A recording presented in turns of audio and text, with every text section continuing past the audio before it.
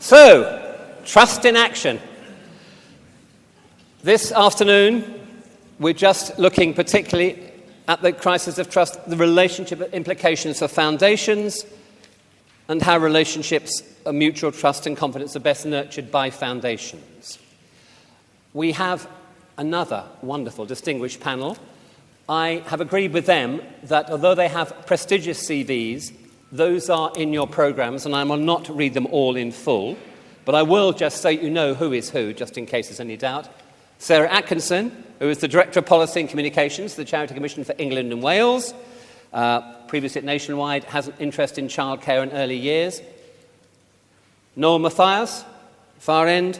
Noel is Managing Director of Weevolution and responsible for introducing the self-reliant group approach to the UK. I'm also awed he's got at least 3 degrees in a variety of different things, and I'm somewhat humbled by the range of things there. Thank you. But passionate about working alongside people determined to overcome poverty. And closest to me, Rob Williamson, Chief Executive of the, take a deep breath, Community Foundation for Tyne Wear in Northumberland, previously working with homeless people, Regeneration, but also a trustee of Millfield House Foundation, one of our members. It's a real privilege. Thank you, each of us, for giving up the time to be with us. I'm going to ask them to speak for about 5 minutes, and then we'll move on from there. As usual, I will be asking you to tweet. I don't tweet. I'm here. But those of you, please do tweet and continue. And if any of you at the back are wondering whether you have to stand all afternoon, you don't, because we have a rather large orchestra pit of empty seats at the front. So feel free to rush down here with enthusiasm and join our very few brave friends at the front. But with that, I'm going to ask Rob to kick us off. We've agreed, changed them this morning, for a combination of reasons, partly so you can see in here, partly because of the technical devices they have, we're all going to stand this afternoon. Rob, thank you.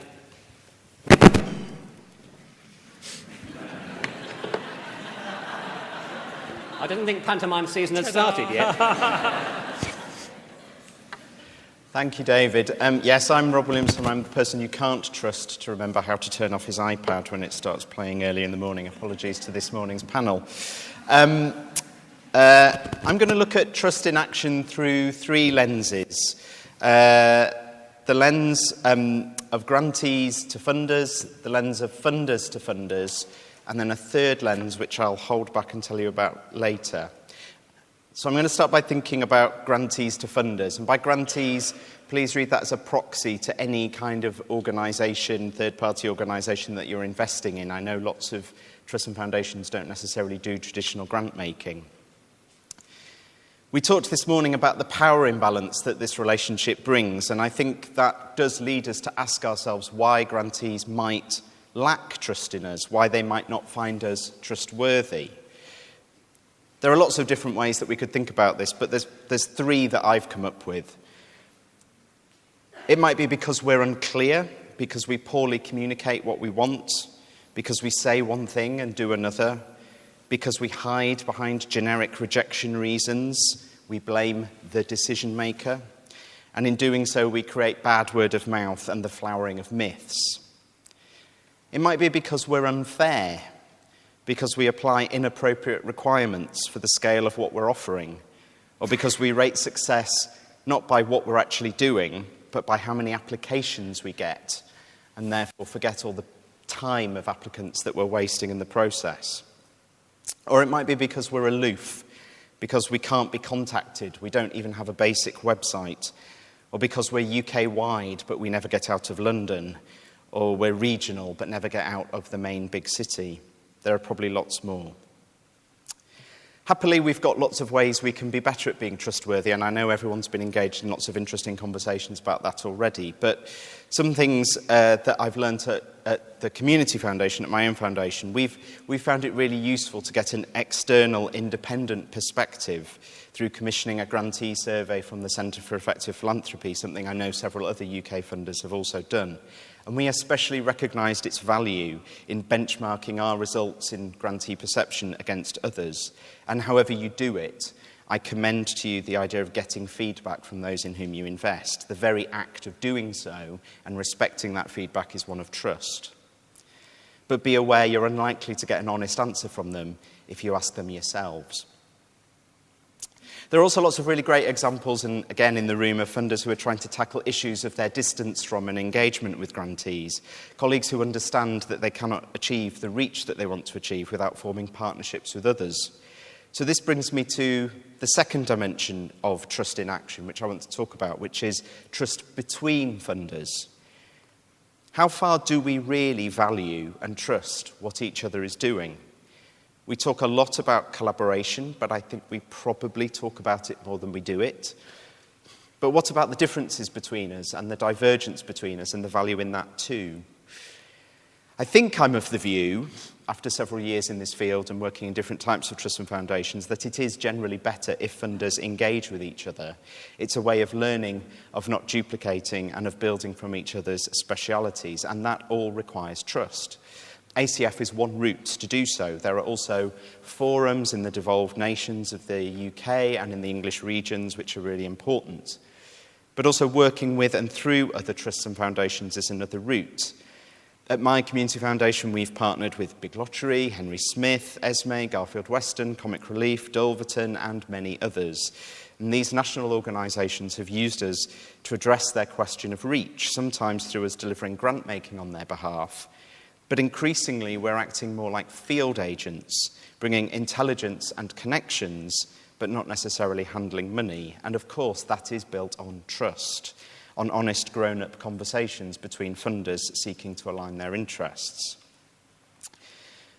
But my last dimension, I think, is the bit that we often forget, and it's really important, particularly to this issue about relationships between funders and how well we trust each other. And that's the trust and the trusted relationship that we as funders have with our settlers, with our founders, and with our donors. And I think this is critical. Like I said, I think it's often forgotten, and sometimes it's also the thing that I think we sometimes deliberately obscure. Because whether you're a small family trust, a big funder with a famous founder, a corporate foundation, a grant maker relying on an annual telethon, or one established by a lottery distributor, and definitely if you're a community foundation, the donor is in the room. Literally, if your founders or donors are trustees, but figuratively, if you are having to think about the reputation and requirements of your donor when trustees are making decisions. And I think whatever type of trusts and foundations we are, we all share the challenge of honouring the intent of those that set us up or continue to give to us, whether they're physically with us or not, whilst also ensuring that we act independently and for public benefit.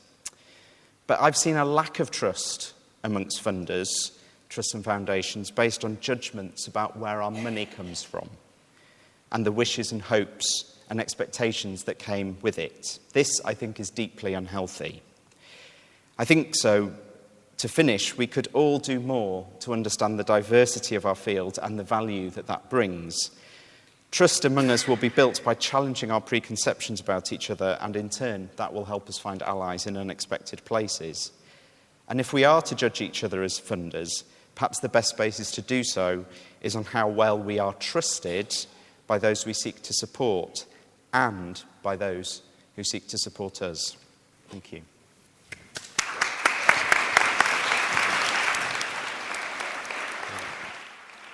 Thank you very much, Rob.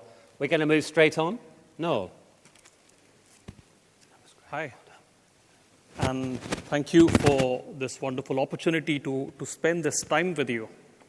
You know, when I was first asked to speak at this event, I was quite excited and started penning down a few thoughts. I thought it'd be quite simple because Evolution's work is built around trust, in fact. Trusting people's resourcefulness, which often starts with their 50 pence or £1, and trusting their capacity and imagination to do something with it and further their aspirations for a better life. The more time I spent, however, on reflecting on trust, I realized how complex it was and began to ask myself, what really is this trust thing? How does it operate between human beings and organizations? What goes into the making of it? And hearing all the speakers in the morning seemed to have added to that complexity. So what I want to do over the next few minutes is place before you what I would call the conundrum of trust, and then drawing from it probably 3.5 stray reflections. You heard right, it's 3.5 reflections. The conundrum is this. The first part of it is, what exactly is this word trust? When a child is thrown into the air by its parent and it shrieks in sheer delight, okay, feeling the rush and completely safe in the knowledge that it's going to fall back into the arms of its parent, what is it that's trust there? Is it a value that can be measured, or is it a simple human emotion? The second part of that conundrum is this. Several years back when I came to the UK, I had very little money. And I used to go to Tesco's for grocery shopping and buying stuff there. Biscuits, for example. I would go and buy Tesco's everyday chocolate chip cookies. Today, when I have a little more money, a secure job, all of that, I go and buy Fox's chunk, okay? 40 pence, £1.89. And the question is, what does my affordability, my status in life, my financial position does to the degrees of trust we have between people, products, organization? And the third bit of that conundrum is this. What role does self-interest play in trusting someone? Isn't it easy when we have someone who's a friend, and in fact someone whom we like, to trust that person more than someone we do not know at all? So that's the conundrum. And following from it, the 3.5 reflections I promised. The first is, a number of us, if not all of us, will be familiar with the musical Les Miserables. Have I got the pronunciation right? Yeah, sort of. I've practiced that. And there's this story of the bishop and John Valjean, who sort of robs or steals the silverware from the bishop. He's then caught, arrested by the police and brought back to the bishop. And the bishop admonishes Jean for forgetting to take the silver candlesticks. It's a fascinating episode which outlines a very simple trust environment cycle, which is trust, betrayal, forgiveness, trust. And that's an interesting one, isn't it? Because if it were left to us as an organization, the cycle or the environment would read as trust, betrayal, risk assessment, rules and regulations. And it sort of calls to mind that challenge to trust, which is about how do we remain trusting in the face of human imperfection. The second is this. Whom or what do we trust, really? Is it the presenter or the presentation or the presented? Some of us speak with great eloquence, and we can be, and we cannot be wrong, but we can be as right as the imbeciles. And there are some of us who use facts and rational analysis to write some eye-popping applications. And yet the challenge is, how are we able to go beyond the cult of these experts and go straight to the people with whom we should be working? What might that challenge look like? How do we trust people, therefore, and not the couriers? The third, why are we so obsessed with trust all of a sudden? It worries me, makes me a bit anxious. The other day, the Carnegie UK Trust has brought out a document, a report on kinder communities. Kindness. Dear God, since when have we started talking about these woolly topics like trust, kindness? It's funny how we get obsessed with some of these approaches and everybody starts talking about it and they start dropping it into their conversations and then they start using it in their applications. When I first came into the UK, everybody was talking about appreciative inquiry. And then people started talking about asset-based approach, and then someone came along talking about the theory of change, and today we are talking about trust. Is it because we are obsessed with something new that we have to be talking about? Or is it a genuine attempt to shift some of our thinking and jargon that most people don't get? I'm in fact terrified of your questions after this because I know I will not understand most of your language. Or is it that deep within us we have realized that we are so deeply unconnected with what's really happening in the lives of people, in our communities, that we are beginning to look at what does trust really mean in this entire process. And the half, I know you've been waiting very eagerly for that. There was a chicken on a farm. The farmer came in every day and fed it until it became fat. The chicken thought the farmer was a very good man. One fine morning, the farmer came in as usual, but did not feed it. He killed the chicken. Question: should we trust everyone? Thank you.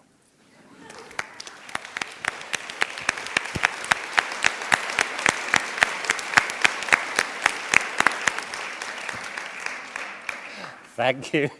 Oh. No comment. Lovely.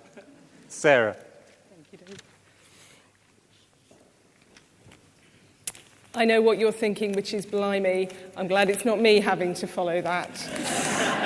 Fortunately, in my job, I spend my life following brilliant, innovative, inspiring people from working within the charity sector around and popping up going, now a word from your regulator. So I am used to that. For some of you, I'm not your regulator, of course, and I do want to make clear at the top of what I say is that I have tried to make what I say today, my reflections, not be place-specific. But actually, I think some of the things around public trust, around the media's role in that, probably are place-specific. And I'd be really interested if we can explore that as part of the questions. But I represent the regulator in England and Wales. Some of you have different regulators, everyone to his own. I'm going to talk primarily with some reflections on public trust from our perspective, from the research that we do and have done every other year for 10 years now, looking at the drivers of public trust in charity, and some reflections for you as funders and trusts and foundations around what those drivers of public trust might mean for you and the role that you can play. For some time then, over that 10 years, our research has been showing the public trust in charity. Whether there's any such thing as the concept of public trust in charity is a whole different conference. But our research has been showing the public trust in charity has been shifting from unconditional, character-based, if you like, if you use those kind of trust models, intent-based, to a conditional, transactional, competence, results, behaviour-based trust. So for a long time over those 10 years, we've seen high public trust, still unmoving. But the public has been telling us it's shifted from, I like charities and I trust them because they're a good thing, aren't they? I want to live in a country that's got charities because charities are good and those are good things, and I feel confident in the character of charity and I relate to that. To a much more transactional relationship where that trust is driven by saying, where I know a charity myself, I'm close to it and I see it, or where I know the work that a charity is doing and I can see a charity explaining to me its work and its impact, I trust it. Now, academics and people who study trust models in all sorts of sectors and environments will tell you when the model comes, if you've moved away from trust in character and into trust in behaviour, that's a different and transactional relationship. And if you can't sustain that and move it back to confidence in character, you see trust drop. And that's what we saw this year. So the first time in 10 years that we've been tracking this research, we saw the public trust in charity that we measure drop. Some of the things that we think drove that drop, that the public tell us from our research, drove that drop, and some of the things that will drive a return in trust from the public's perspective. There's a knowledge vacuum. The facts actively being presented to the public, primarily in the media, because that is the primary way the public consumes its information about charity as a whole, not individually, not the individual organisations it knows, not your individual organisations, but charity, this amorphous concept. The facts actively being presented undermine trust, and there is a knowledge vacuum around facts that can actively improve trust. I don't think charity in any sphere or field can resile from the public's interest and hunger to be satisfied for information. I sometimes hear charities saying the public is asking the wrong questions. And I invite you to think about how you feel when you hear a politician on the Today programme say, John, you're asking the wrong question. You think it's the right question and answer the blooming question before you tell me the things you want to talk about. And that's how the public feels about charity. When charities say, don't look at those metrics, don't look at that data, don't look at my costs base, don't look at my salaries, the public hears, I don't want to tell you the information you want to have. I want to talk about something else. We need to meet that desire, because if the public don't feel that their interest is trusted and respected, they won't give trust and respect back. You who have relationships with your grantees and the organisations you work with, you know that. You know where your trust and respect is returned, and there's a mutual trust and confidence. It's much more sustainable. And you also know where you go as funders if you don't feel trust in an organisation. You go to a place of reporting, you go to a place of facts, you go to a place of information. You ask for more, you demand more. And in return, your grantee probably backs away from you and your hunger, and so you move. We have to answer the public's fundamental question, I think, which is, why do the ways modern charities operate contribute more, make more of a difference, than them doing the things the way the public expects them to do? Because we do challenge what the public expects. We are different from what the public expects in some respects. And we have to explain why that's better. Not why the public is wrong to ask us that question, but why is it better? And we have to be able to tell that story. The sound foundations for trust to be restored that we see, and you will notice in very few of these am I talking about anything that regulation can do. Because when regulation is trying to restore trust, we're all in trouble, because regulation can do very little to restore trust. But there is an issue around openness, accountability, willingness to engage, and the regulation can play a part in facilitating that. We can also play a part in getting in the way of that and making it more difficult, and we have to be conscious of that. Good governance, high standards. Again, the regulator can play a part in this, but where we're trying to create good governance and high standards purely by regulatory involvement, we will be strangling some of what really matters.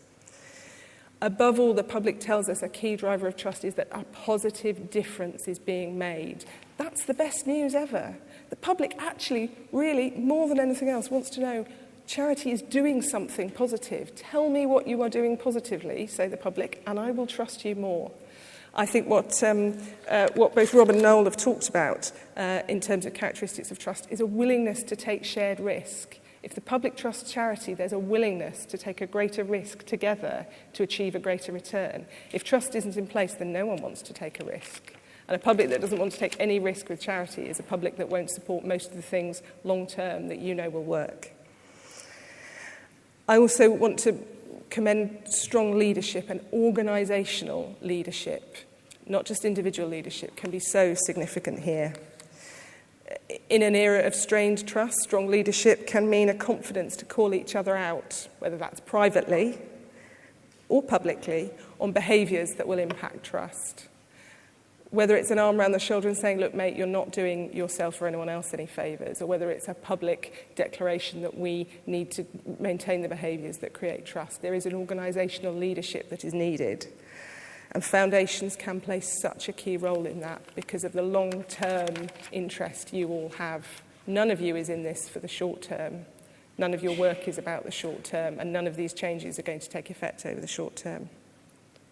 I should say one quick word about the media, and as I said, some of this I think is certainly place-specific. The media is asking everyone who's involved in charity, the regulator, charities, beneficiaries, why didn't you know, why didn't you see into the future, why aren't you looking ahead?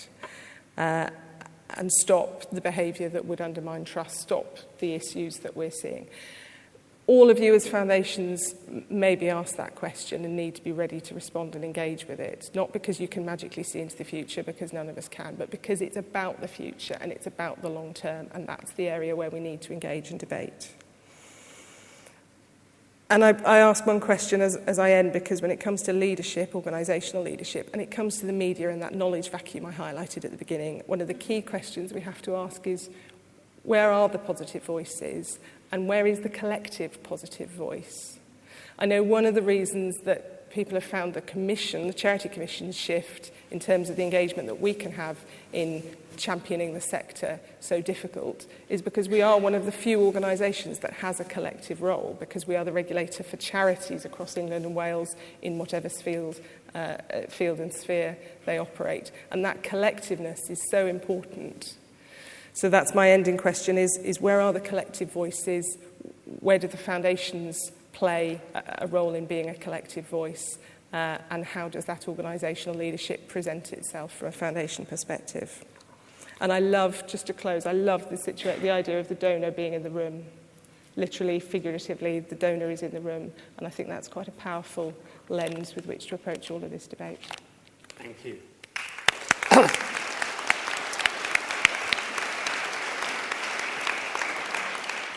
You are so right. So, some of us this morning were in a workshop with 4 donors or living settlers in the room, and that was an immensely powerful and insightful workshop.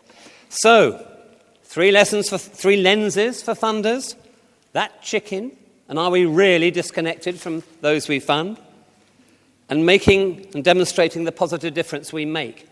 Out of all of that, what's Foundation's role? Would you like to turn to a neighbour you haven't talked to before? Just mull those questions, and after that, for a few minutes, we'll come and draw some questions out for our panel. So, to ponder, what's Foundation's role in response to what you've heard? Have a quick natter.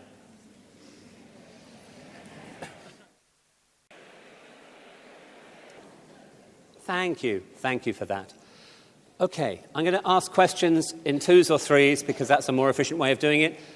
I've suggested to our colleagues they mustn't feel they answer everything. We want to give some sense to all the questions. So with your hands poised, ready, who would like to ask us something? Who would like to say something, not ask us something? Trust issues. Right. So one going to the back, that's between the 3rd and the 4th columns. David. And just behind you, I saw the other one, lady behind the 1st column there. Okay. Thank you, David. And as usual, if you're kind enough to introduce who you are. Thank Sure. you. It's Chris Anson, Lloyds Bank Foundation. In discussion with my colleague here, we want to pose a question that is, by the nature of us being funders, inherently we're starting from an untrusting position. Oh, of course. Right? Your question is, are you inherently starting from... Thank you. That links to, interesting, the reverse of the question we had this morning, and your question. I'm Nancy Doyle from Virgin Money Foundation. Sarah made the point that in the public eye that inherent trust has been replaced with transactional trust. And my question was whether the work that many of us are doing around focus on outcomes and impact and the introduction of payment by outcomes and payment by result is forcing those amongst us in trusts and foundations to reflect that move to transactional trust rather than an inherent trust. We heard in a workshop that I was in this morning that 44% of organisations say that they wouldn't tell their funder if something was going wrong with the piece of work that was being funded. And I wondered what the panel think we can be doing to balance our focus on outcomes and learning with an environment in which applicants and organisations can tell us the truth. And we'll turn to the panel after thanking 2 banking foundations for being first off the mark. Who would like to? Thoughts? No, do you want to? Shall I go? Oh, No, Robert. By our nature, are we starting from a position of lack of trust? I guess it depends how you've been set up and what your founding body or settler or donor wants. But if you've got flexibility as a foundation to do things, then the fact that you deciding to deliver your mission by investing in others, I would say is a fundamental starting point of trust, because you're trusting that there are people out there to invest in. How that plays out in terms of how those you're investing in respond to that and how well you treat them, I think then is how that plays out. But I would say the fundamental idea that you deliver your charitable objectives by investing in other organisations is one of trust, not of mistrust.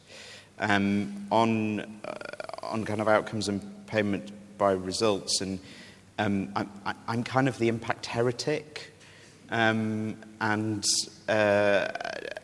would say that the goal, I've never worked in a foundation that's really achieved this, but the goal would be great organisations that get unrestricted funding. That's trust. Forget this other stuff about, proving cause and effect in impossible lines of complex social change. But anyway, that's a different conference. We can start. Thanks, Rob. Yeah. No. I think what I would add to that is probably there is now a greater receptivity amongst funders, certainly being at the other end of the spectrum, a greater receptivity to learning alongside the organization that's working with people. And I know that the funders who work with us have spent a considerable amount of time trying to understand the work we do. The second bit, sometimes the attitude is almost, there is a sense probably, and having heard a lot of other organizations, is that a sense of inequality that exists, almost a sense that when an organization comes to a funder, how do we view that organization? Is it going to be taking some money out of my pocket? Or is it coming with a begging bowl to take money from us? And from the sense of some of the organizations I would have related to, their experience would have been in the sense where the other party would have almost begun on the premise that we need to cover all our bases, that whole instinct for survival before we actually give you some money. Anything? On the point about sort of payment by results and those kind of transactional behaviours, I think there's a difference between trust and assurance. You need to have assurance in place to be able to move on to a place of trust. But actually, once you're ready to move on to a place of trust, the assurance, it's not that it doesn't matter, but you've gone beyond that because you're ready and you've got a relationship of where the assurance is sufficient that actually you can move beyond that and say we're ready to take a shared risk together now. I think that's very healthy and very powerful. If you continue to keep it transactional, that suggests that actually you aren't ready to move to trust, so for some reason, and that's one of the things the public is telling charity, that the trust isn't there, so I'm keeping things transactional. So I think it would be interesting to have a view on whether are those transactional issues about trying to build yourselves to a relationship where you can take more risk together, or are they a permanent feature of a transactional relationship? Thank you. Feel free at any time to wave a hand. I'll keep an eye out. I've got two right away, so middle there, spotted. Natasha, could you nip round to this side? There's another. And then Paul, and then over here. Thank you. And if anyone else, I'll just make a note and I will come to you. Off you go. I wanted to test the premise and set some context. I mean, what we're seeing in the UK and indeed across all Western economies is a lack of trust in national institutions. It doesn't matter whether you talk about the NHS or government or indeed large charities. Let's look at where the trust agenda in charities has come from. It's come from Kids Company, a £20 million charity. It's come from fundraising, as it's practiced by large organisations. It's come from a debate about service costs and administration costs and leader costs, which is all about large organisations. What we know in converse to that is we have a public appetite for trust for local organisations that are more immediate to us.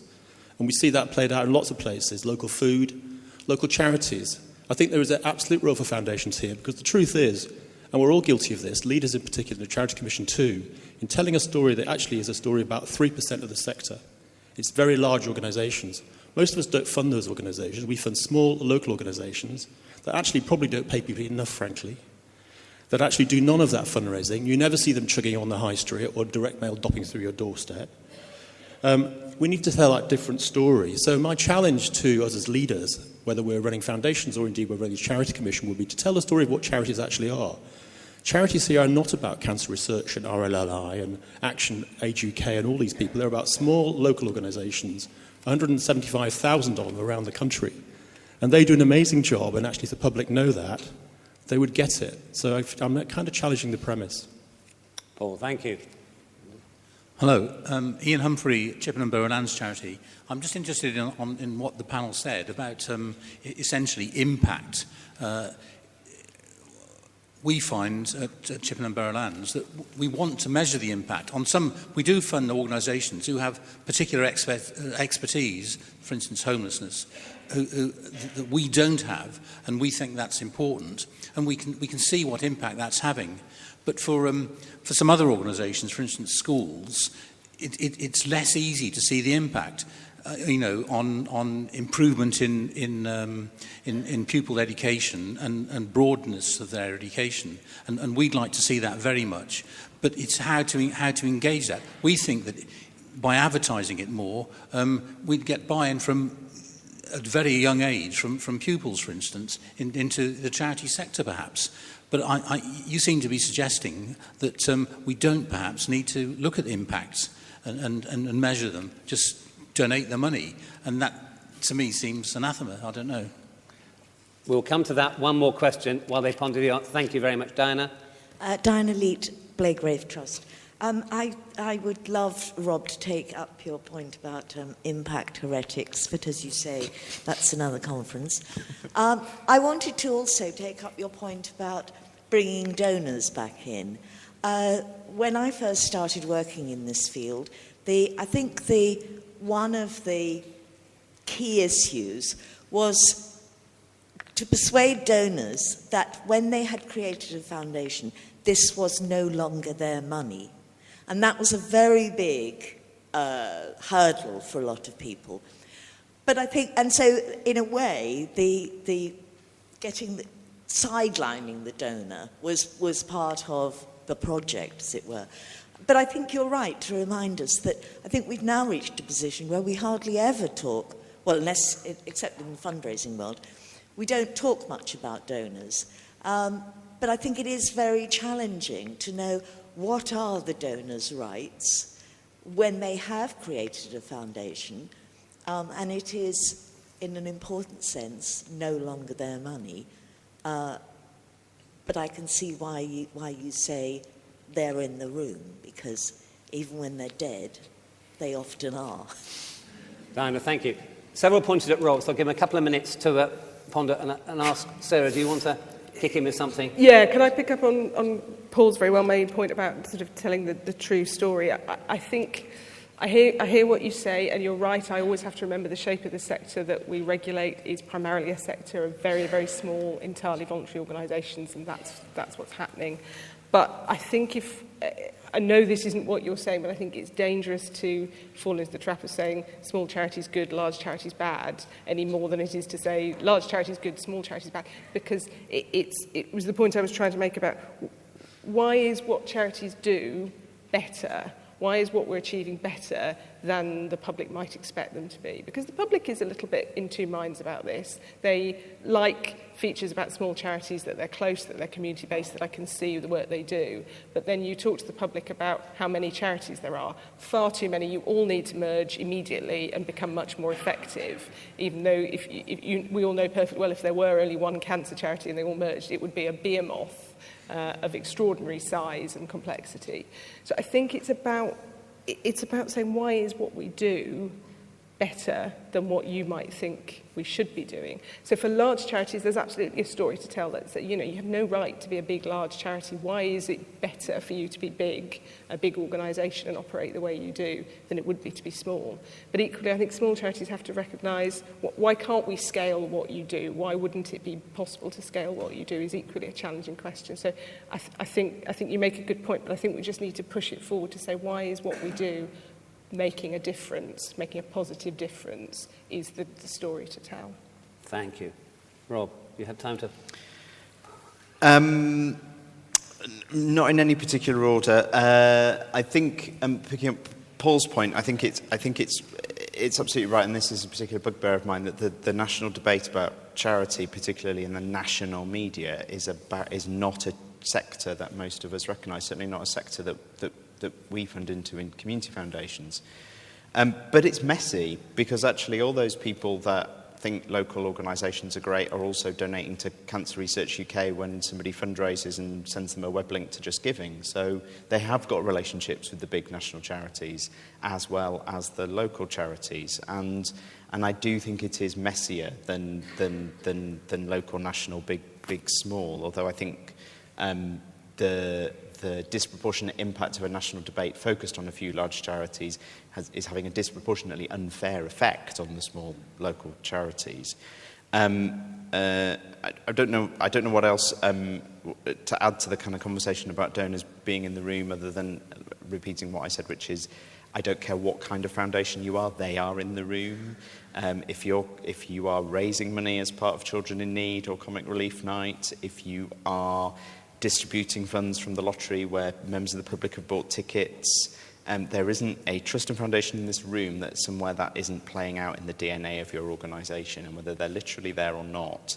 And I'm, I've gone from working from a big corporate foundation to a community foundation, and I'm pretty relaxed about the donors being in the room, actually, and about them having a say in what happens to their money, and I'm a bit more relaxed about the idea of independence than perhaps others. On the impact piece, I think it's just about unpicking what you mean by impact. So I'm not saying that you just give money and you never hear from a grantee again, and I think it's fine to ask grantees what success looks like on the terms of the grant, on the basis of the money that you're giving, but I think asking them to track some kind of big, complex societal impact on the basis of, 10, 20, 30, or £100,000 that you're giving them for some massive, decades-long societal problem is tilting at windmills. More hands. Right, starting at the back, centre, the full column, and then right at the front. If you've got Norman right down here, so good. I think it's Sarah, but I can't. I can't tell how near the back I am. Is it on? Sorry. Oh. Silly me. Wrong end. Thank you very This is not my day. Thank you very much for those very different and differently interesting presentations. A couple of points from me about what's come out of the conversation. One of which, in reverse order, is I run the Barrow Cadbury Trust, which is a values-driven, Quaker-based family, majority family-governed still foundation. And my board, or my family members of my board, absolutely understand and were modelled this from day one 100 years ago, that it is not their money. So, and I have talked about this with Diana Leeds, so I'm not, but in response to what you said, Diana, I'm sure you would agree that it's absolutely possible for in our case, the donors and the founders are definitely in the room. Doesn't mean they think it's their money, but it does mean that it is their heritage, and that the values base of our foundation determines everything that they decide to do. Something else that I just wanted to raise, because it's only had a very small amount of profile today so far. And this obviously depends on your model of working, and this is very true of ours, and it may not be of others. But in our case, the real basis of trust, and I really agree with Sarah that trust shouldn't be conflated with, mistrust shouldn't be conflated with due diligence. Due diligence is really important to provide assurance. But in our case, or a lot of ways of working, we find that trust really derives from having underlying common cause with those whose hands we're trying to strengthen to achieve the same things we want to see achieved. And I think that's really very, very important, because that in and of itself, obviously when you give people money, and we don't give all our partners money, some of them give us money, but that is effectively, it is transactional. But the relationship that underpins that transaction is one of mutuality, because we can't deliver what we want on our mission without those hands delivering parts of what needs to be achieved. And just one final throw into the mix about impact heretics, which I'm also in that team. I think one of the dangers of chasing the outcomes and outcome measurement frameworks is that you end up, or you're tempted to fund the things which are easily measurable rather than the things that need to be done. And our foundation, for example, funded Winnie Mandela's trips to Robben Island from the East Cape for years and years and years, simply because activists in Soweto said that was what was needed to keep morale up. And I challenge anyone in the room to work out what an impact framework would have looked like for that. Sarah, thank you. And front, Norman? First of all, simple question about impact. We are a very small trust, so often our grants are more a drop in the bucket than funding the whole thing. But we ask for a report on how it's gone, and every single one seems to be favourable. They never seem to hit any snags. I'm puzzled by this. The other thing is, as a founder, one does steer the group in the direction you want it to go, but it continues to go there. And I think most founders recognise they've lost their money, so to speak, and it is in the foundation to do good. No, that's Noel from the Jill Franklin Trusters, who didn't introduce yourself, and once a ACF, thank you for that. Noel, I jumped over you last time, and I thought particularly what Sarah was saying about having common cause. Do you want to kick off with observations? Can I ask Rob to respond to that? I'll just try and frame an answer to that. I'm just trying to understand that question still. Okay. Sarah or Rob, any thoughts from what you... So I'm just reflecting on, I spent quite a lot of this morning in a discussion from the regulatory perspective about how we collect information from charities. And actually we're struggling with exactly the same conundrum. We want charities to tell us things that are going wrong, partly so that we know what to do about it, and partly so that we can reflect it back to everyone else. But of course, charities do not want to tell the regulator, oh, things are going a bit wrong for us, because they're worried we're going to come in and do something to them, and it's all going to be difficult. And trying to create a relationship where we get the right information in, but we encourage charities to feel that that information goes somewhere. Actually, the conversation we were having this morning at the regulator is about the onus it puts on us to show what we're doing about that, and how what we're doing then feeds back into the circle. And I think you have a better handle on this, absolutely, than any regulator does. But it's about that, if you trust us, what positive things will come out of that will help you and others, because people do like to feel, I'm not alone in this. You know, tell us what problem you've got, because everyone else will have the same problem and be too shy to tell us, and we can help you all fix that problem, is quite powerful. But it does rely you to put back something of yourselves into that mix. Thank you. Rob, any quick thought? I absolutely agree with Sarah that values piece is one of the ways that the donor is in the room, and I'm thinking about particularly trusts and foundations like yours, the Quaker Trusts and others, but I do think there are also examples where a family have established a family trust, and they're in the room and they've given the money where they feel like it's their money, and I'm not sure that's a terrible thing. We want to encourage philanthropy. We want to encourage more philanthropy. I think making people feel that there are comfortable vehicles for their giving and for them to fulfil their charitable wishes is not necessarily a bad thing. More of it, more money in philanthropy and for the sector is not a bad thing. So let's not be too afraid of that. Well, I think I could simply comment. I'm hearing a lot around impact here, and I'm sort of just trying to wonder impact and from whom do you seek the impact? If it is from people or organizations that you funded, then you are likely to hear one variety of impact, which is not likely to be wrong, because none of us wants to say to you that we haven't been good at our jobs or that we failed spectacularly. Also, the other problem is that it's funny that you and I are products of an environment, but then when it comes to impact, we consider human beings as products of a strategy and a process. And there is a mismatch there probably. And there is something there about saying, how do you check in with the impact? How do you look at the environment that's created? And who are the people you should be checking in with, really? Wonderful, thank you. Now we're coming up to tea. It's your last chance to wave a hand, ask a question. Oh, wonderful. Right at the back, and then down in front. No, take that one there, and there's a third one there. Wonderful. So, right at the back, over to my right, and then we'll come back with the microphone to the lady by the third pillar. Away you go. Hello? Sorry, they say good things comes in three. Sorry, you've got a third voice from Lloyds Bank Foundation for England and Wales. It's Duncan. Very quick question.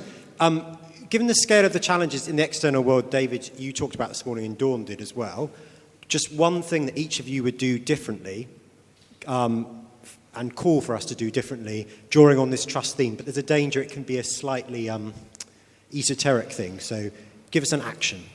Yes, we had feedback from the last conference that people want practical suggestions, so you've got a few minutes to offer the suggested. Julian. Yep. It's Julian from the Lankelly Chase Foundation. I wanted to ask the panel, what do you think it says about us that we are able to trust our millions, in some cases our tens or hundreds of millions, with private sector organisations, investment managers, and we find it so hard to trust other charities with our thousands? Save the easy questions till the end, Julian. Thank you. Hi, my name's Naomi from the White Stuff Foundation. My question is pretty specifically for Noel. So when you were talking, you alluded to the fact that the issue of trust is perhaps maybe a fad or the latest thing that people are talking about after things like impact reporting and theory of change, etc. So my question is, do you think it is just a kind of fad or the latest fashion that we're talking about in the sector? And if so, should we be talking about something else? Thank you. I'll start with Noel while the others are pondering their one lesson and how to deal with the investment manager question. Yeah, I'll be selfish and say, thank God you were talking about it, because it has meant I could come down to London from Glasgow and speak about it. I think the point was not so much about saying we shouldn't be talking about trust, but saying that we shouldn't overthink some of this stuff. That the problem of overthinking some of this is that we will then end up doing some sort of a form, some sort of a bureaucratic process around it. And what I was trying to convey is the fact that some of this is sheer human emotion. And some of it is acted in relationships, ordinary human relationships. And to pick up that within organizational relationships, as we heard in the morning, could be very complex. And it's trying to say, how do we actually maintain that balance? And in fact, the bit that was asked about an action point, if it's an action point, probably I would suggest that no matter what we feel passionate about, do not overthink it. Because if you overthink it within this conference setting, the next thing will happen is more rules and regulations for those whom you are funding. And the problem is those of us who work with people then end up actually putting those rules and regulations onto them. No, thank you. Shall I do one practical thing, which is a great question and a great reminder about how these things have to work? My do one thing is to tell more stories in more places. We talk a lot when we talk about trust about the media and the sodding media, and they won't do things and they won't print what I give them, and I tell them things and they don't run it and all of that. But we have more opportunities than we've ever had before to tell our story in digital, in social, in engagements, individually, with people, in gatherings like this. We should be using every single one of those opportunities to tell our story and tell the story of the difference we're making, because that's actually what it comes down to. It's not letting all the metrics get in the way of, I changed some lives today by doing this, and here's how. Lovely, thank you. Rob, are you able to even address the investment question? Well, we're the product of our environments as organisations and our history. But let's not be too harsh on endowments. They're kind of proven themselves over time. That's not to say that it's not evolving and that there shouldn't be more mission-related investment, but I'm about endowment building at Community Foundation, so I'm going to be, quite keen on more of that, really. In terms of one thing to do differently, I would say when you're getting into the trust and impact question linked, think about our impact as individual foundations and our own performance, and think about reporting on that. How good are we at doing the thing that we said we were going to do, rather than how good are all our grantees? How good are we at doing the things we set out to do, and find ways to get stakeholder feedback and engagement in reporting on that? Thank you. I think Julian and Rob have given me the lead to say for the last time one of my favourite stories, that I'm still proud that ACF has at least 3 members from pre-Magna Carta days, and I think their endowments have done reasonably well. So that was a weak excuse to get me to that story, and I love it. I think if I had a story, it's about, by what you say, it's about narratives. And it comes to me from various people saying it's not about numbers and things, it's telling stories. That's what's effective, and I would follow that up. And I think the one thing I want to pick out with it is that one of you referred to trust as being a long-term issue. And that, going back to my Magna Carta point, is the one thing we are. 2 years ago, our theme was about time. We are long-term, we have time. Perhaps does that give us a particular responsibility in relation to trust? And out of the corner of my eye, on a completely separate point, a yellow sheet is being waved at me. This means I'm under instructions to tell you to fill in your evaluation forms. I've done it. I would have forgotten otherwise, so thank you, Esther. Can I thank our wonderful panel? Varied, humorous, witty, insightful. Thank you each so much. And before we clap them very much... Oh, well, let's clap them now, yes. Thank you. This is the last time you'll be in a group today because they're going off for sessions, so why don't you clap yourselves for being a wonderful audience